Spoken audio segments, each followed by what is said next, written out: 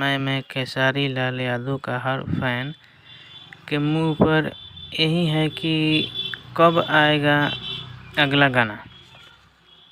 आएगा बहुत ही जल्द गाना का पोस्टर, और गाना कब आएगा या दोस्तों आप लोग के बात देख के बता दे कि बहुत ही जल्द गाना का पोस्टर आएगा।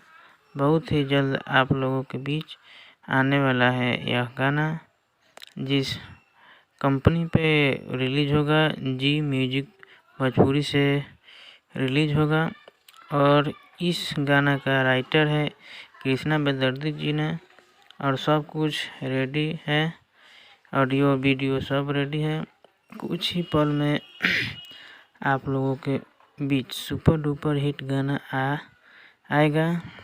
गाना का म्यूजिक दिए हैं आर.एस. शर्मा ने, और खेसारी लाल के साथ डुएट की है प्रियंका सिंह जी।